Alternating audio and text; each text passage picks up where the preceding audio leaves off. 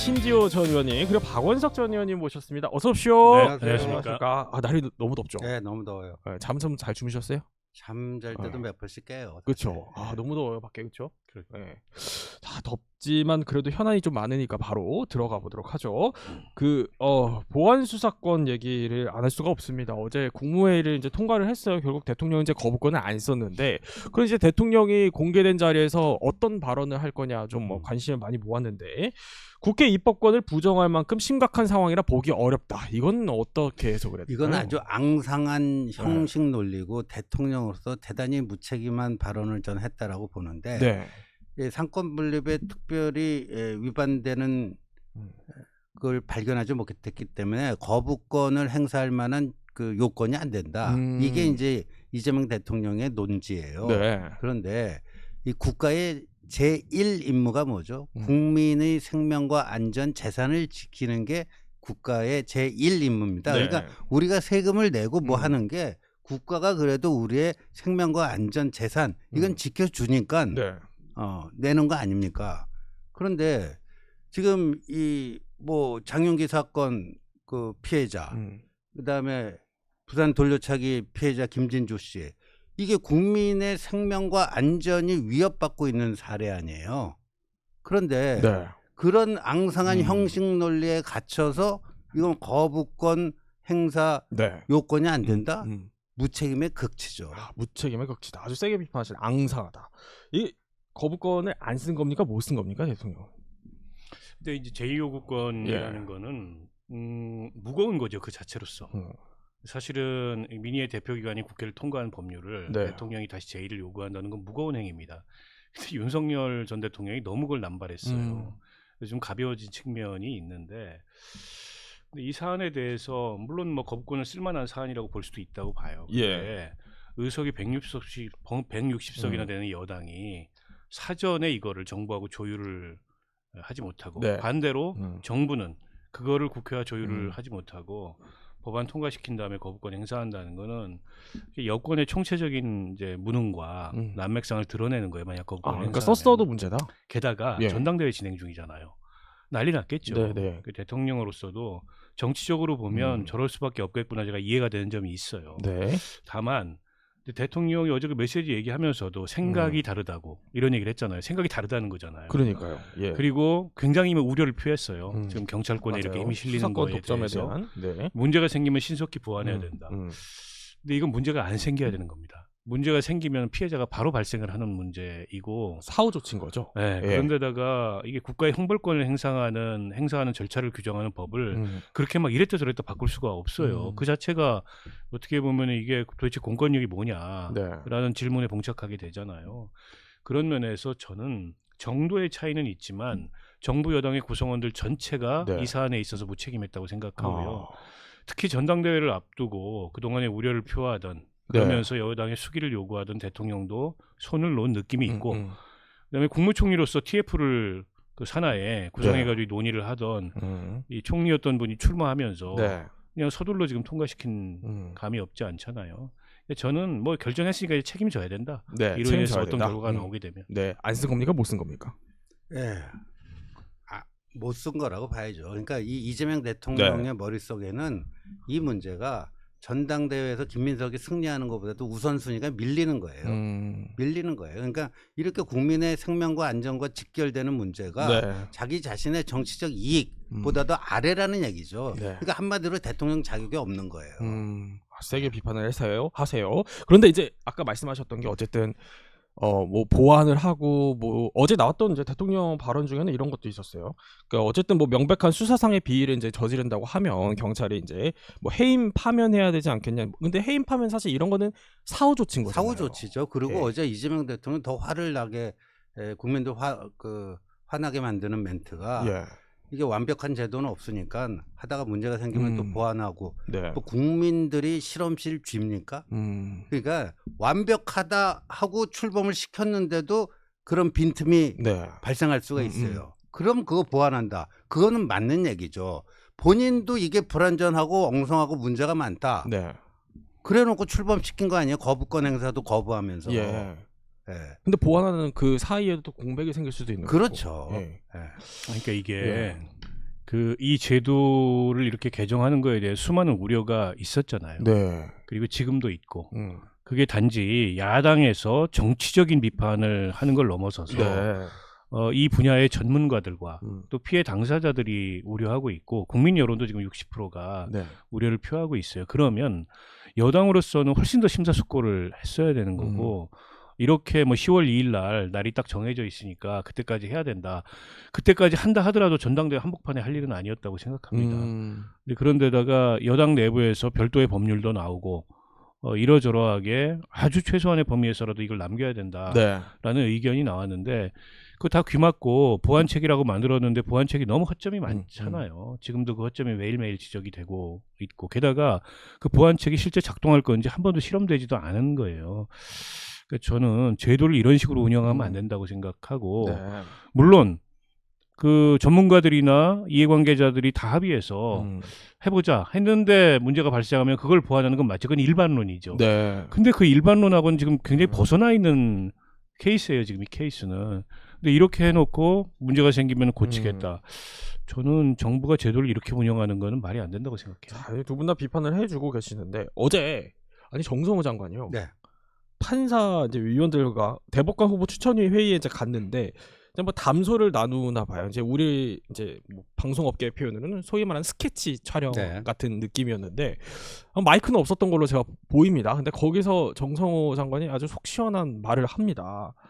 진짜 너무 걱정이 되거든요. 운영하다 보면 문제가 너무 많이 나올 거예요. 판사님들도 재판하면서 수사하셔야 한다. 네. 정성호 장관의 속내 뭘까요? 이게 이렇게 되면은 예. 경찰의 모든 수사를 다 맡기면 수사가 부실해질 수밖에 없다. 네네. 예. 그리고 검찰이 보안 수사권의 행사를 못 하니까 뭐 서면으로만 검토해서 공소 여부를 결정을 하고 그러니까 검사도 잘 몰라. 경찰은 부실 수사했어. 네. 검사는 본인이 직접 수사를 하지 않았기 때문에 뭐 서류만 보고 기소했어. 그게 재판에 회부됐어요. 그런데 판사가 보니까 이게 뭐지? 그래서 네네. 사실상 보안 수사를 판사가 해야 검찰이 된다. 해야 될 보안 수사를 재판 과정에서 네. 판사가 진상 규명을 위해서 사실상의 수사를 할 수 있다. 네. 그 얘기예요. 이게 정확한 얘기거든요. 네. 그 수사하는 판사가 앞으로 속출할 것이다. 정확한 얘기거든요. 근데 정성호 장관 이거 보면 네. 진짜 비겁한 사람이다. 이런 얘기를 왜 그렇게 마이크 없는 데서 혼자 얘기처럼 해요. 근데 안 들렸을 줄 알았을까요? 안 들렸을 줄 알았는데 이게 정확한 얘기예요. 어. 본인 속내도 그렇다는 거예요. 예. 진짜 비겁한 거 아닙니까? 어. 마이크 잡고 각 잡고 국민 여러분 이렇게 되면은 정말 네. 판사가 수사하는 시대가 옵니다. 어. 판사가 사실상의 수사를 하는 시대가 옵니다. 네. 예, 이렇게 얘기해야 되는데 안 하잖아요. 얘기하면 뭐예요? 숨어서 얘기하면 뭐예요? 비겁한 거죠. 그리고 지금 도망갈 국리만 있잖아요. 네. 그럼 뭐 거부권 행사할 뭐가 아니라는 둥. 네. 근데 어쨌든 이게 모르고 얘기한 것 같다 이렇게 말씀을 하시는 거예요. 그러니까 찍힐 줄 모르고. 어떻게 보세요? 의도된 글쎄요. 아니 발언이었을까요? 찍히리라고 생각해야 했겠어요. 그러나 찍힐 것을 걱정했다면 저렇게 얘기 안 했겠죠. 그러니까 지금 정성호 장관은 그걸 특별히 의식하지 않는 거고. 네. 그러니까 정성호 장관은 누차 이 법에 대해서 우려를 표해 왔죠. 국회에 와서도 표해 왔고.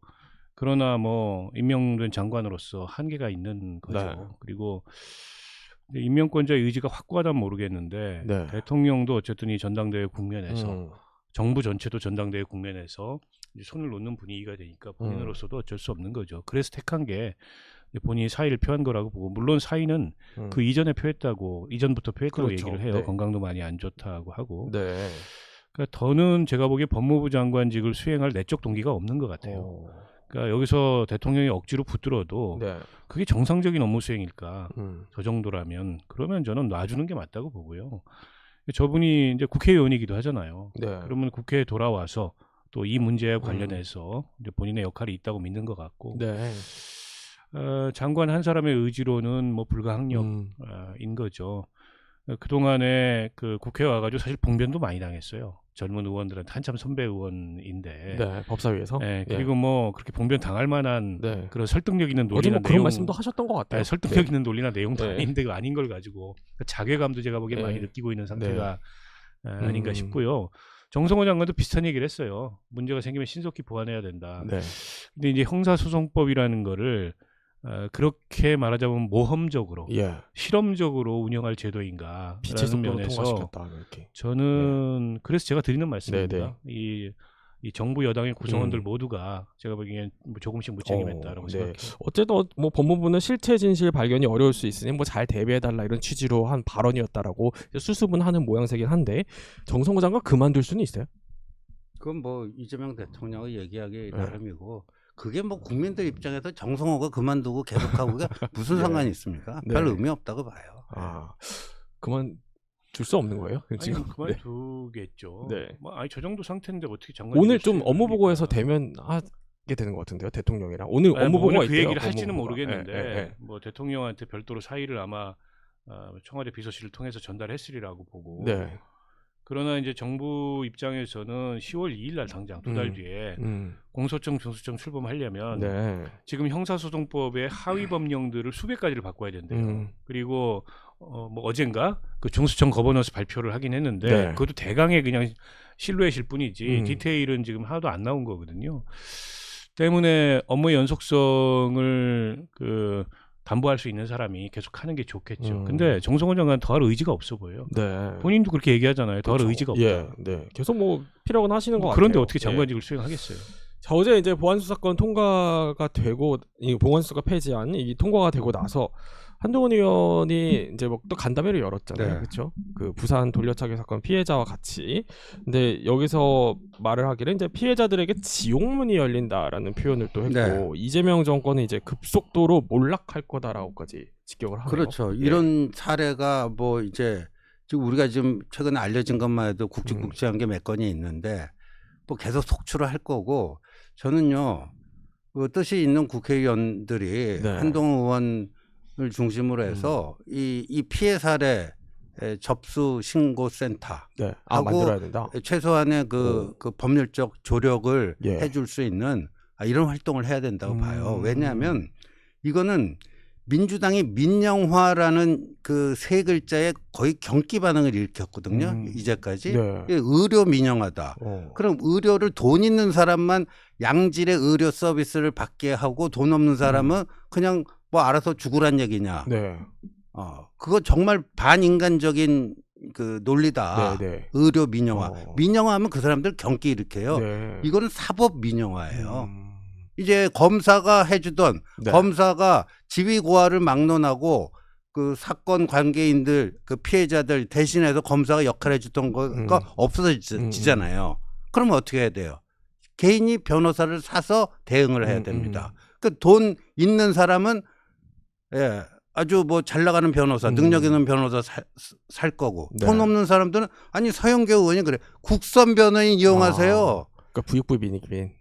야, 이게 집권 여당의 법사위원장이라는 자의 입에서 나올 만한 얘기입니까? 이게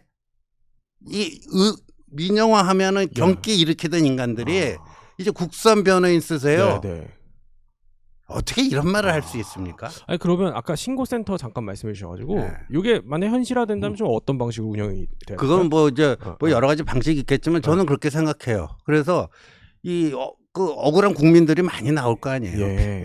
그래서 그런 것들을 부분적으로나마 좀 이렇게 완화시켜주는 활동들을 이제 그 책임 있는 정치인들이 또 법조인들이 해야 되지 않을까 싶어요. 가능할까요? 아니 형사소송에서 이를테면 검찰이라는 공권력이 피해자를 대리하는 기능 자체가 없어진 건 아니죠.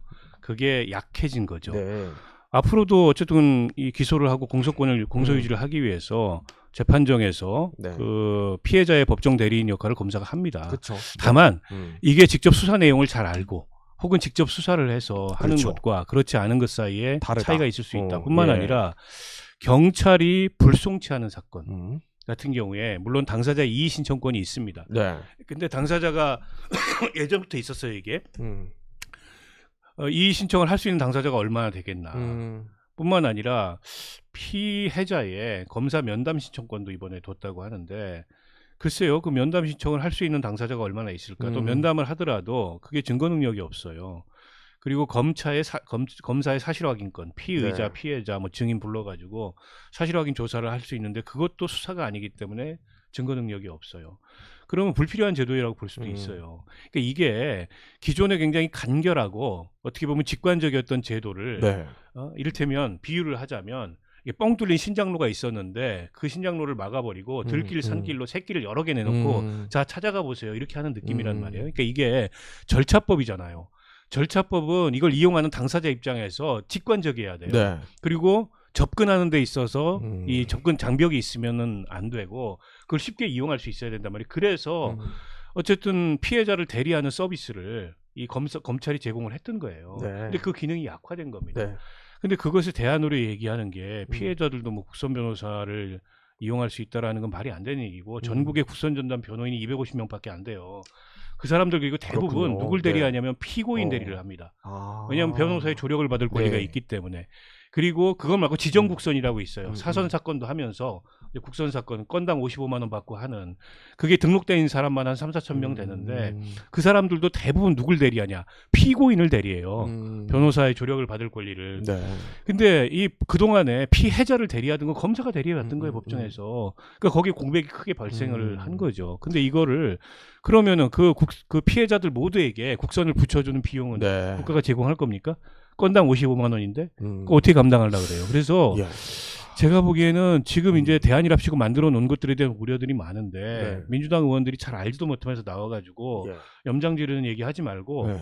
일단 지금은 조용히 이 제도가 어쨌든 그나마 빈틈이 덜하도록 네. 그 구체적인 어떤 보완책들을 마련하는데 전념해야지 자꾸 나와가지고 더 좋아진 형사소송법 이런 식으로 떠드는 거 바람직하지 않습니다. 알겠습니다. 어쨌든 뭐 말씀하신 것처럼 어떤 피해로 또 이어질지 뭐 제보센터 같은 거를 운영해보는 것도 좀 제안을 주셨으니까 그런데 그 돌려차기 사건 피해자가 네. 사실 이 대통령한테 원래 다 이제 이런 계정 같은 거 잘 안 하는데 대통령한테 남기고 싶어서 직접 이렇게 만들어서 글을 남긴다라고까지 하면서 좀 거부권 행사해달라 이렇게 호소를 했는데 네.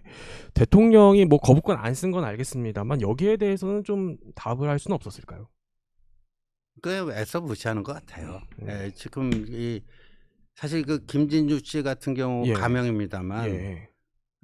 이렇게 나서기가 쉽지가 않아요. 본인 여성으로서 그것도 성폭력의 네. 피해자 아닙니까? 어제 영상도 또 공개를 예, 또 하시고 그래서 예. 이런 경우에 직접 나서는 게 본인의 인생을 건 어떤 그 결심이 없으면 쉽지가 않습니다. 그런데 민주당으로서는 굉장히 이제 껄끄러운 존재라고 인식하는 것 같아요. 그래서 그래요. 민주당이 그 몇 년 전에 을지로위원회라는 걸 만들어 가지고 굉장히 여러 가지로 정치적 상품을 만들어 갖고 속된 말로 좀 장사 좀 했어요. 자기 을의 입장을 대변해 주는 당이 되겠다. 을지로위원회. 근데 지금 완전히 꼰대 기득권 갑질 정당이 돼버린 거죠. 이제 이런 사람들의 목소리까지도 애써 네. 무시하고.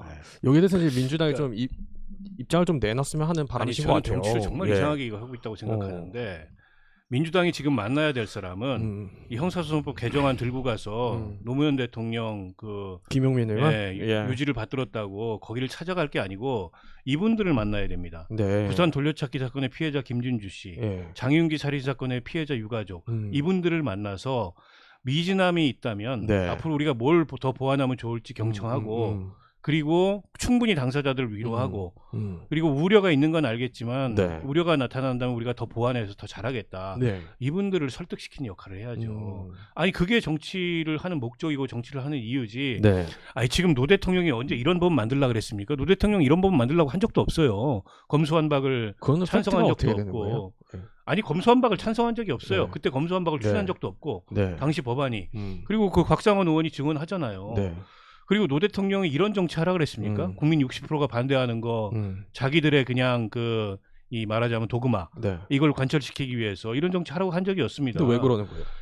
그 자기들 네. 멋대로 노무현의 유산을 전 재단하는 거라고 보고 이게 문제예요. 민주당이 지금 도대체 누굴 위해서 정치를 하는지가 불분명합니다. 거짓과 허위의 네. 서사에 지금 다들 그 망령에 사로잡혀 있는 거예요. 예. 민주당 요번에 예. 이걸 처리한 의원들은요. 그러니까 그 허위 서사가 뭐냐면 네. 노무현 그 전 대통령의 억울한 죽음, 한명숙 전 총리의 억울한 옥살이, 뭐 송영길도 본인이 피해자라고 그래요. 막 이런 건데 어제 이제 그 김진주 씨와의 그 간담회에서 한동훈 의원이 작심하고 다 얘기를 했어요. 본인이 그 시절 이제 검찰에 있으면서 다 직간접적으로 겪은 거니까 네. 그 팩트에 대한 자신이 있으니까 다 얘기를 한 건데 아니 그 한명숙 전 총리가 건설업자 한만호 씨로부터 부정한 자금 9억 원인가 받았다 해서 대법원 확정 판결 2년 징역 2년. 근데 그때 이제 대법원 확정 판결 나고 재수감돼야 돼요. 민주당 정치인들이 서대문 그 교도소 앞에 우르르 몰려갔습니다. 근데 그때 문재인 대표였나요? 하여간 대통령 되기 전이었습니다. 그 문재인 대표가 뭐라고 했냐? 우리 한명숙 총리님은 양심의 법정에서는 무죄입니다. 그러니까 대법원 판결을 부정했어요. 그리고 이게 잘못 판결한 거다. 그랬나요? 예. 무죄다. 네네. 근데 한명숙 여동생 집에서 건설업자로 받던 수억 원의 고액 수표가 나왔어. 그건 뭐예요? 그게 팩트예요. 그리고 그게 다 그 치열한 법정 공방을 통해서 그 증거로 채택이 돼갖고 징역 2년이 내려진 겁니다. 근데 이 사람들은 모든 걸 그렇게 뒤집어 버려요. 그리고 송영길이 자기 무죄다는데 돈 봉투 안 돌렸습니까? 그 송영길 기소했을 때 채집한 그 증거가 불법 그 수집한 증거다. 그 독수독과 원칙에 따라서 이게 무죄가 난 거지. 송영길이 돈 봉투 안 돌렸습니까? 다른 돈 봉투 사건에서 유죄가 났어요. 돈 봉투 돌린 건 팩트죠. 그다음에 노무현 전 대통령이 억울하게 그 당시에 정치검찰이 누명 씌워가지고 억울하게 결국 스스로 극단적인 선택을 할 수밖에 없는 그 사지로 몰아넣었다. 그거 아니에요. 당시 보면요. 노무현 대통령 가족이 그 태광실업 박연채로부터 불법적인 돈 받았다는 거. 그 당시 변호인이 누군지 아세요? 문재인이었어요. 문재인도 인정한 사실이에요. 네네. 네. 근데 이 모든 게 다 거짓이고 정치 검찰이 억울한 누명 씌운 거고 이런 거대 허위 서사를 만들어 갖고 이거를 바로잡기 위해서 검찰 수사권을 박탈한다. 검사 중에 나쁜 놈들도 많죠. 정치물 들어갖고 그 수사권을 악용하는 놈들이 네. 있죠. 네네. 그럼 그런 거 골라내면 되는 거지. 검찰 전체를 이렇게 허위 서사로 이게 하는 게 이게 맞냐 이거예요. 네. 그러니까 네? 저는 국민의힘이나 한동훈 의원 같은 경우에도 보안수사권 폐지에 대해서 비판할 수 있어요. 근데 이제 보안수사권 폐지가 네. 검찰개혁이나 형사사법체계 개혁의 모든 건 아니잖아요. 그러면 국민의힘이나 한동훈 후보가 생각하는 네. 검찰개혁, 형사사법체계 개혁의 방안은 뭐냐? 이게 없어요. 그냥 옛날로 돌아가자. 검수 원복이에요. 그건 국민들한테 동의를 받을 수가 없어요. 그래서 야당으로서는 일단 여당의 정책이나 네. 대통령의 국정 운영에 대해서 비판하는 게 1차적인 포지션일 수는 있는데 네. 그래도 이게 수권 능력을 지향하는 야당이라면 대안이 있어야 돼요. 이 문제, 이 시스템에 대해서. 근데 국민의힘은 눈 씻고 봐도 그게 없습니다. 그냥 비판과 비난만 있어요. 알겠습니다. 그게 한계예요. 네, 또 이게 양쪽에 또 맹점을 또 짚어주셨어요. 그런데 그 어제 이 간담회 그 피해자와 함께했던 그 간담회 자리가 마련이 됐는데 이제 한동훈 의원이 또 주관을 하는 자리였고, 근데 서범수 의원이요. 진중호 의원에게 돌려차기 한번 하죠 이런 말을 했어요? 대단히 부적절한 그 농담으로 한 건데 농담도 때와 장소를 가려서 해야 되는데 대단히 부적절한 발언이었고요. 진중호 의원은 그 선배 의원이 그렇게 하니까 최소한의 그 뭐 맞대응을 해줘야 된다고 하다가 같이 좀 휩쓸린 것 같아요. 깨끗하게 이제 사과하고 뭐 해야죠. 둘 다 뭐 부적절한 발언이라고 본인들 생각을 해서 사과를 했습니다만 이게 어쨌든 뭐 계속 파장은 일고 있네요. 아니 그렇죠. 그게 이제 피해자와 함께하는 이 저 보안수사권 폐지 문제점을 토론하는 자리인데 그 자리에서 그 피해자가 겪었던 그 끔찍한 일을 빗대가지고 그런 식의 농담을 할 계제입니까? 그러니까 최소한의 이게 피해자 감수성이 없는 사람들이 앉아가지고 그런 토론회를 한다는 게 제가 보니까 그런 게 욕먹는 거예요. 네. 진정성도 의심받는 거고. 알겠습니다. 또 이렇게 보안수사권 얘기를 해봤다면 또 하나 요즘 제기되는 이슈가 부동산 빼놓을 수 없어요. 그렇죠? 세제 개편안. 요거 좀 어떻게 보세요, 신 의원님은? 저는요 이 아무리 진보 정치인이라 할지라도 이 저런 뭐 통제 국가가 아니라 공산당이나 뭐 이렇게 푸틴 같은 러시아가 아니라 이런 자유주의 사회에서 정치를 하는 사람들은 정부가 시장을 이길 수 없다라고 다 인정을 해요. 미국의 뭐 리버럴 정치인들도 그렇고, 영국의 뭐 노동당 뭐 그 출신 정치인들 대개가 그래요. 근데 이재명 대통령은 정부를 이기는 시장은 없다라는 얘기를 공공연하게 하잖아요. 근데 이번에 내놓은 이것도 정말 저는 이게 뭐냐면 세금 폭탄이거든요. 예. 예, 세금 폭탄을 지금 때리겠다는 거 아니야. 세금 폭탄을 투하해서 집을 가지고 있는 게 고통스럽게 만들어갖고 이걸 집을 놓게 만들겠다, 팔게 만들겠다. 네네. 예. 그러면 매물이 좀 늘어나고 집값 안정도 되고 뭐다. 그러니까 한 줄로 정리하면은 세금 폭탄 투하해서 공급량을 좀 늘리고 시장 안정을 하겠다. 이게 만약에 성공하면요, 이재명 대통령 노벨 경제학상 받을 거예요. 그래요? 노벨 경제. 네. 그리고 이 시장과 정부의 관계는요, 시장을 이긴다 할 때 그 시장이 인간의 본능이거든요. 예, 인간의 본능이에요. 지금 이재명 정부는 인간의 본능과 싸우고 있어요. 이건 100% 그 실패할 수밖에 없어요. 여권 일각에서도 뭐 우려가 나옵니다. 수도권을 중심으로. 전 너무 네. 과장된 얘기들을 하고 계신다고 생각해요. 누가요? 이 지금 비판하는 분들이. 비판하는 분들이. 네, 제가 왜 그런지 네. 말씀드릴게요. 네. 잘 들어보세요. 예. 그러니까 이번에 종부세 과세 대상을 네. 기존에 공시가 12억에서 14억으로 올렸어요. 그러면은 시가로 20억입니다. 20억 이상 되는 네. 그 집이 대한민국에 몇 채 정도 있을 것 같아요? 36만 채 있습니다. 네. 전체의 2.3% 있어요. 자, 그런데 전국으로 따졌을 때. 전국에 다. 예, 예. 근데 30억까지는 이번에 세금이 오르지 않습니다. 오히려 세금이 줄어요. 네. 1주택일 경우에 실거주하는 30억까지 1주택은 세금이 늘지 않아요. 종부세가. 올해 얼마 냈는 줄 아세요? 30억짜리 집 종부세를 얼마 냈을 것 같아요? 한번 짐작을 해보세요. 잘 모르겠어요. 얼마나 했을까요? 91만 원 냈습니다. 91만 원. 30억짜리 집을 가지고 1년에 91만 원, 매달도 아니고. 그게 세금 폭탄입니까? 자, 근데 그 사람들 세금 안 늘어요. 누가 세금이 느느냐? 네. 1주택이지만은 비거주하는 경우. 그다음에 40억 이상의 그쵸. 초고가. 뭐 그렇게 얘기가 그리고 나와요. 다주택. 네, 네. 여기만 세금이 느는 겁니다. 네, 네. 그 사람들이 가진 집이 전국의 주택의 얼마라고 보세요. 비율이 0.4%입니다. 인구로 봤을 때도 얼마인데 이게 세금 폭탄입니까? 국민한테? 이게 무슨 국민한테 세금 폭탄이에요? 전체로 봤을 땐 그렇다. 저는 말도 안 되는 얘기를 한다고 보고요. 그럼 너무 그러니까 요만한 이게 거를 부동산 이렇게 키운 거예요? 시가총액의 총액 대비 보유세 비중이 대한민국 OECD에서 가장 네. 낮아요. 선진국들에 비하면 이건 보유세도 아니에요. 네, 네. 근데 보유세라는 세금이 왜 중요하냐면 토지라는 한정된 자원을 네. 그것도 가장 좋은 자원을 가장 좋은 위치에 있는 자원을 점유하는 것의 비용입니다. 이것의 수익률이 높기 때문에 투기가 발생하는 거예요. 네. 그 수익률을 낮추려면 이론적으로 세금밖에 없습니다. 그래야 그 수익률을 누를 수가 있어요. 네. 더 이상 못 오르도록. 네. 때문에 초고가에 대해서 네. 다주택에 대해서 그런 입지를 과하게 점유하고 있는 것에 대해서 세금을 부과하는 건데 그조차도 우려해가지고 네. 과세 대상을 줄이면서 네. 일부에 대해서만 올린 거예요. 근데 이게 세금으로 무슨 집값 세금 폭탄이에요 이게. 안 잡겠다고. 이 건물에서 그 이번에 보유세 인상으로 인해서 요거는 반박 세금 안할 오르는 수가 사람이 없는데. 몇 사람이 될 것 같아. 이 건물 전체에서. 예, 좀 죄송한 얘기지만 박원석 예. 의원님이 이 부동산 시장 경제 논리를 잘 모르는 것 같아요. 아이고. 메커니즘을. 그러니까 전체 뭐 몇 %뿐이 안 되는데 거기에만 정교하게 그 세금을 중과세를 하는 게 그게 무슨 세금 폭탄이냐. 네. 그리고 시장에 그 큰 영향이 없을 거다. 시장은요 다 연결이 돼 있는 거예요. 그러니까 어떻게 예, 연결이네요? 연결이 돼요. 그러면 내 거꾸로 물어봅시다. 노무현 때 이제 종부세라는 걸 만들어 가지고 네. 특정 지역에 특정 그 가격 이상 때만 요 종부세를 했어요. 예. 그러니까 종부세가 성공했습니까? 안 했잖아요. 이게 다 파급이 되는 거예요.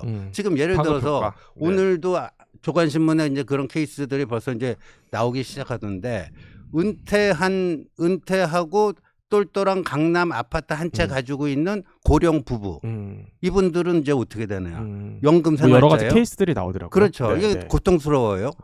뭐 그래서 그리고 이제 비거주 실거주를 그 장기 보유를 하더라도 이제 보유보다도 비거주냐 실거주냐 네, 네.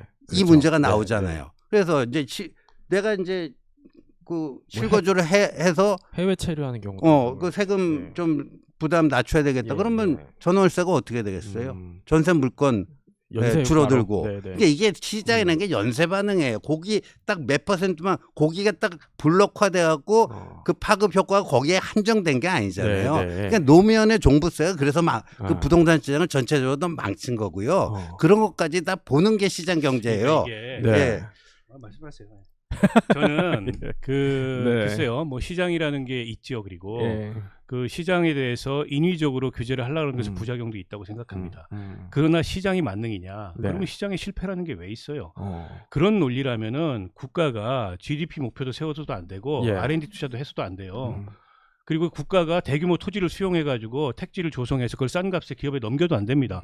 자기들이 자기 돈 들여서 해야죠. 네네. 근데 택지를 그렇게 대규모 택지를 국가가 조성해가지고 지금까지 우리 주택 공급을 늘려왔던 거예요. 네. 낮은 비용으로. 네. 때문에 부동산 정책에 대해서 국가가 규제하지 말라는 건 말이 안 되는 데다가 노무현 정부 때 종부세가 실패했던 이유는 일종의 조세 저항이 있었던 거죠. 종부세를 내지도 않는 사람들이 말하자면 그 조세 저항에 어떻게 보면은 그 함께 심리적으로 엮여가지고 그리고 전 실패했다고 생각하지 않아요. 그 제도가 없어졌습니까?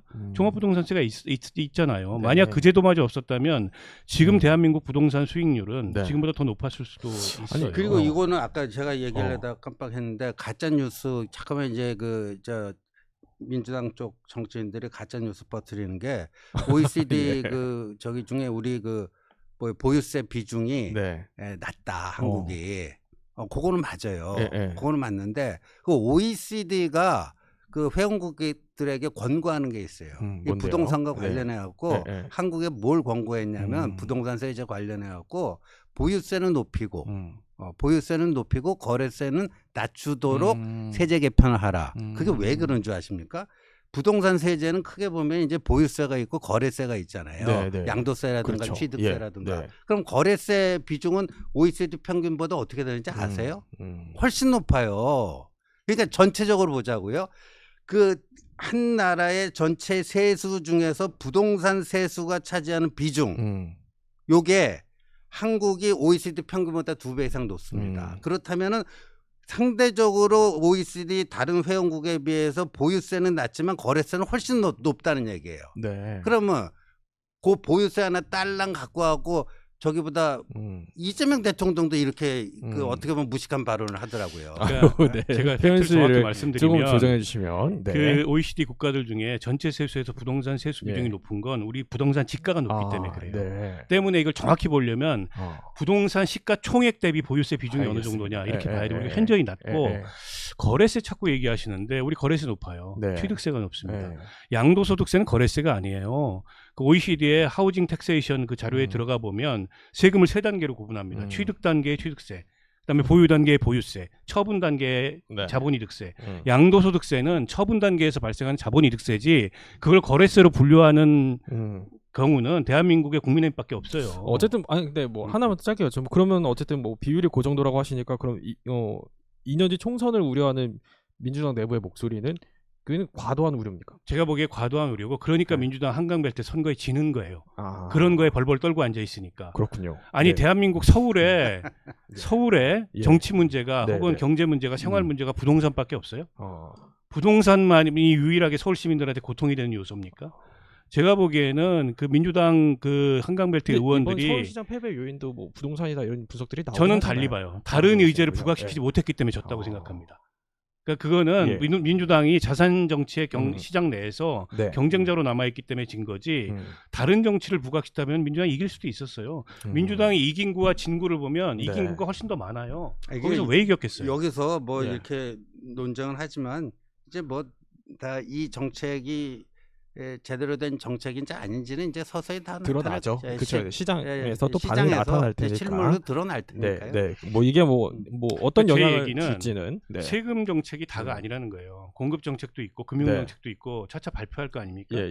근데 이제 정부가 이제 세금 세제 개편을 먼저 발표해서 이게 과도하게 이 문제를 둘러싸고 논란이 일어나는데 그 실체가 별거 아니다. 이거 가지고 민주당 정치인들도 떨 거 없다. 이거 가지고 이거 가지고 떨려면 국민의힘에서 정치하지 왜 민주당에서 정치를 해요. 어쨌든 뭐 민주당에서는 성장과 민생을 위한 조세 정상화다. 뭐 이렇게 지도부가 평가를 하긴 합니다. 그래서 뭐 어떻게 향방이 갈지는 지켜보기로 하고요. 국민의힘 얘기를 못했네요. 국민의힘 뭐 하나 짚어볼 만한 게 지금 어쨌든 옛 친윤계가 주축인 미래혁신 포럼 이게 저희 단독 기사로 알려진 것 중에 하나가 오세훈 시장, 이준석 대표, 한동훈 의원 이렇게 초청할 거다. 그래서 이달 말에 김기현 대표, 김기현 의원이 그 모임의 대표를 2년 동안 하고 있고 그 한동훈 의원이 이제 국회에 들어갔을 때 김기현 의원의 권유로 그 포럼의 회원으로 가입을 했고 그 모임에 몇 번 나간 적이 있어요. 그래서 한 자리에 모입니까? 이달 말에 어떻게 될 것 같아요? 세미나 연대하는데. 그건 뭐 제가 확인할 문제가 아니죠. 한동훈은 가겠죠? 뭐 되면 가겠죠. 네. 어쨌든 뭐 그러면서 뭐 이제 보수 쪽에서 다시 뭐 재편의 움직임이 있는 것 같다 뭐 이런 해석들도 나오곤 합니다만 지금 시점에 한 의원은 그러면 그 국민 상향식 공천 이거 왜 꺼내든 거예요 이 시점에? 지금 이 뭐 장동혁 대표 체제를 이제 좀비 체제라고 하는데 이 좀비 체제가 이렇게 그 정리가 안 되고 지속되는 그 근저에는 한 뭐 몇 명인지는 정확히 모르겠지만 한 수십 명 정도 특히 이제 영남권 그 친윤 의원들이 장동혁 가지고는 다음번 총선 치를 수 없다 한 정도는 이제 컨센서스가 형성이 돼 있다고 봐요. 그런데 내 공천은 어떻게 되지? 혹시라도 한동훈이 복당해서 다시 당대표 되면 나 다음번에 낙천되는 거 아니야? 이런 불안감이 있잖아요. 공포심. 뭐 이런 것 때문에 머뭇머뭇하면서 지금의 그 좀비 체제에 대해서 그냥 아무런 행동도 안 취하고 뭐 이런 좀 그게 현실이거든요. 현실이다 보니까 정치 개혁 차원에서도 이건 상향식 공천은 반드시 언젠가는 실현해야 될 문제고 그러다 보니까 지금 요 타이밍에 이게 더욱더 필요하겠다 해서 그래서 던진 건데 그 반응들은 긍정적인 반응들이 많아요. 아 진짜요? 네, 왜냐하면 이 상향식 공천하자면 현역 의원들은 다 좋아해요. 왜냐하면 상향식 공천이 자기 기득권, 인지도부터 시작해갖고 조직, 뭐 그거 굉장히 어드밴티지가 있죠. 그러니까 자신이 또 재공천 받을 확률이 높다고 보는 거예요, 현역 의원들은. 그렇군요. 근데 생각보다 던졌는데 막 엄청 화제된다 이런 느낌은 또 아니기도 해서. 이게 지금 뭐 총선이 코앞에 다가온 것도 아니고 이게 이제 물밑으로 이제 뭐 이런 얘기들이 되는 거죠. 공천권도 얻는 사람, 그것도 무소속 의원이 하는 얘기가 공천 얘기가 뭔 의미가 그렇게 있겠어요? 근데 반응들은 또 있는 것 같다. 이거는 뭐 이 얘기는 괜히 시비 거는 얘기고 그 한동훈이 당 대표를 한 사람이고 당으로 복당하면은 또 뭐 전당대회에 있어서 당 대표가 될 가능성이 높고 그러다 보니까. 한동훈 의원 입장에서는 요 타이밍에 또 이러한 정치개혁 메시지가 필요하겠다 하는 거죠. 박 의원님. 근데 요 움직임 중에 하나 더 눈여겨볼 게 유승민 전 의원이랑 그 오세훈 시장 이 만찬 회동도 좀 화제더라고요. 뭐 갑작스러운 오세훈 시점? 시장만 만난 게 아니고 뭐 여러 의원들을 그동안에 만났더라고요. 그러니까 유승민 의원도 정치 재개하려고 움직임을 하는 것 같아요. 그리고 예전에 유승민 의원의 이미지가 있잖아요. 뭐 배신자, 뭐 이런 걸 좀 벗어나기 위해서 좀 이 다양한 그런 폭을 가지고 의원들을 접촉하는 것 같은데, 뭐 글쎄요, 그게 어떤 결과로 나타날지는 모르겠습니다만 일단 국민의힘의 지금 급선무는 장동혁 대표 체제를 어떻게 할 건지를 빨리 결정을 해서 이걸 정리를 해야지. 저거 정리 안 하고 내두면 장동혁 대표가 곱게 있다가 때 되면 물러가 줍니까? 그러지 않거든요. 거기도 나름 반격을 해요. 뭐 공직자 평가 무슨 위원회를 만들겠다 그러고 지금 개혁안도 또 발표한다며요. 그 개혁안 발표라는 게 아마도 본인 당권 강화하고 연결된 그런 내용을 개혁안이라고 포장해서 발표를 할 텐데 실제 그 장동혁 대표를 지지하는 국민의힘의 당원 기반이 한 30-40% 되는 거 아닙니까? 무시할 수 없는 현실이에요. 때문에 그렇게 생각처럼 때 되면 곱게 물러가지고 곱게 정리된다? 그러지 않을 것 같아요. 근데 거기에 있어서 자기들 이해관계가 다 다르니까 이제 정작 그걸 정리를 못하고 지금 이제 1년 되고 좀 있으면 1년이잖아요. 이렇게 되면 2년 가죠. 2년 안 가더라도 언제 물러날지를 본인이 결정하죠. 그리고 연임 도전할 거예요. 그리고 생각보다 간단치 않다니까요. 네, 알겠습니다. 이제 또 뒤에 출연자분이 계시는데 그 개혁신당 천하람 원내대표 모셨거든요. 혹시 뭐 여쭤보고 싶은 질문 있으세요, 신현님? 제가 대신 여쭤봐드릴게요. 우리 앵커께서 잘 혹시 있으세요? 여쭤보고 싶은 질문. 더운데 잘 지내는지, 휴가는 언제 가는지. 네, 여기서 마무리하도록 하죠. 자, 지금까지 두 분과 함께 정치 속풀이 진행해봤습니다. 고맙습니다. 고맙습니다.